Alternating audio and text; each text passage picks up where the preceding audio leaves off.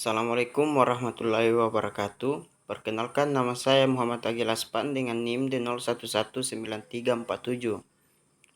Di sini saya akan menjelaskan tugas maket pengembangan sumber daya air. Nama kasus: kurangnya kebutuhan air bersih pada daerah setempat. Latar belakang: semua air yang terdapat pada di atas ataupun di bawah permukaan tanah seperti air permukaan, air tanah, air hujan, dan air laut yang berada di darat yang selalu bergerak mengikuti pola pergerakan siklus tertentu. Kami mengambil studi kasus dari suatu daerah yang ada di wilayah Polewali Mandar. Dalam daerah tersebut memiliki PLTA yang yakni turbin atau kincir yang bisa menghasilkan listrik. Penyelesaian masalah: 1. Kebutuhan air bersih. Dari kasus tersebut, untuk menyelesaikan masalah kurangnya kebutuhan air bersih dalam kehidupan masyarakat pedesaan, maka perlu adanya pembangunan bendungan dan saluran irigasi. Untuk mengalirkan air ke pedesaan, pada saluran irigasi tersebut diberi filter air agar yang melalui filter tersebut dalam keadaan jernih pada saat tersebar ke pemukiman masyarakat setempat. 2. Pembangkit listrik tenaga air. Pembangkit listrik tenaga air melalui turbin atau kincir digunakan apabila listrik padam di perkotaan.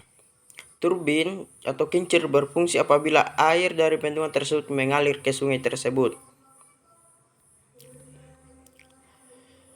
Kelebihan maket kami: kebutuhan air bersih. Kelebihannya yaitu pada saluran irigasi kami dilengkapi dengan penyaringan air dengan menggunakan beberapa bahan seperti ijuk, pasir, kerikil, arang, dan sabut kelapa, sehingga pada saat air melalui penyaringan tersebut yang keluar akan lebih jernih hingga zat berbahaya yang terkandung dalam air tersebut berkurang.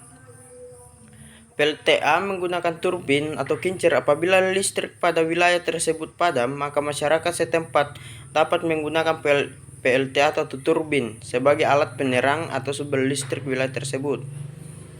Keunikan maket kami: maket yang kami buat ini terdiri dari 2 pernafasan sumber daya air pada sungai yang kebutuhan air bersihnya, dan pembangkit listrik tenaga air menggunakan turbin. Pada maket kami ini dibuat secara real, artinya air yang disalurkan ke rumah-rumah dalam pedesaan tersebut dibuat jernih dengan penggunaan penyaringan dengan beberapa lapisan, yaitu: 1. Kain bersih, 2. kerikil, 3. sabut kelapa, 4. pasir, 5. arang, 6. pecahan batu bata.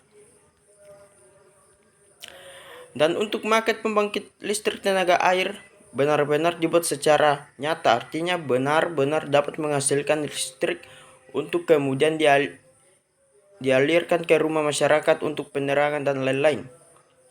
Proyek yang kami buat menggunakan sistem penggunaan kembali, artinya air yang telah kami gunakan akan kami kembalikan lagi ke bendungan untuk proses selanjutnya dengan menggunakan alat bantu, yaitu pompa air. Itulah hasil penjelasan saya. Terima kasih. Assalamualaikum.